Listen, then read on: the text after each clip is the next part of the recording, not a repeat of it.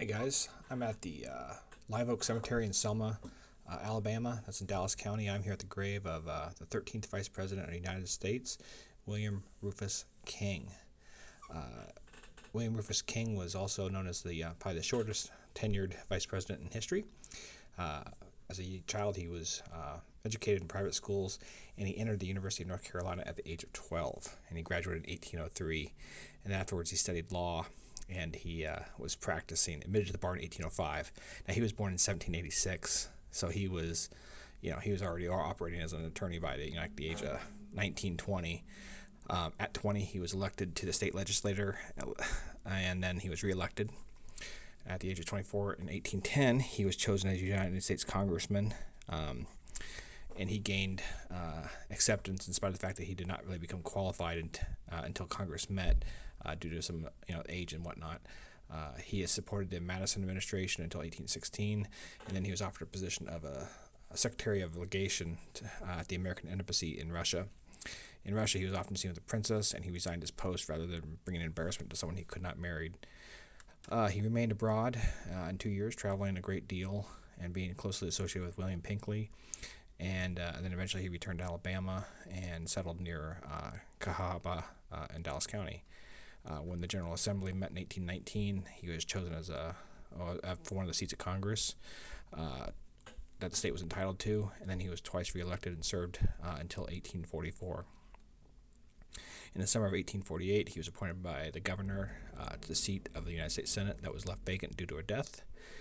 Eventually, he was nominated for the vice president ticket with Franklin Pierce in 1852, and was elected to his office by a large majority. This is where it gets kind of interesting. While serving in the Senate before he was appointed to vice president, he contracted tuberculosis, and in 1853 he went down to Cuba to spend the winter in Cuba to try to recover.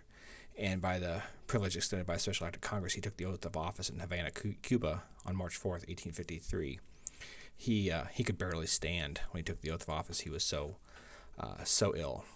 There was really no improvement in his health, and at that time he returned to Alabama and arriving in Cahaba the day before his death. He was only 67 when he died, and he was interned in a vault on the plantation, and he was later reburied in Selma Oak Live Cemetery. And so King actually never carried out any of the duties of office that he was elected to as vice president. He was, like I said, he's buried out in his plantation, but he was pretty well known in Selma as one of the founders. And 29 years after his death, that's when his body was removed and reburied under the mausoleum here in Selma. The burial really discouraged any further relocations, so it's kind of an interesting little twist to his burials here. He was also, like I said, he was unmarried. He was linked to a relationship with President James Buchanan, and there was some information out there that maybe he was, maybe he wasn't, but they were definitely companions, friends, possibly more. That's the history books to decide, I guess, and there's really no clear conclusion on that, but he was unmarried. Got a very nice tomb here underneath the live oaks. I mean, you can see it's weathered well. This is a very historic cemetery here in town. He's the only one buried in this tomb, this mausoleum here. So, and I said he's the only vice president here in the cemetery. There's a lot of congressmen from Alabama buried here as well, and some senators, as well as a lot of Civil War generals and soldiers are buried here in the cemetery. So it's a very historic and prominent cemetery here in Selma. Do a little quick more walk around here, and you can see the shape of the tomb. It's it's pure solid granite marble, probably a granite marble roof, and it seems like it's well taken care of for its age and the climate down here. So it's very, very, very well done. It's got some plaques out front here that we saw earlier that kind of described who he was. So that's a nice little information right there. And he's right off the road. This is the main road in right here. I can see my car parked there, so right in here, so you can't miss him.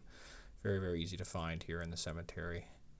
Like I said, right off the main highway there, main road, and it's like the first road into the cemetery. And you can see, like I said, pretty protected by this great big old oak tree with all the hanging moss and whatnot. So There you go, grave of William Rufus King, the 13th Vice President of the United States of America.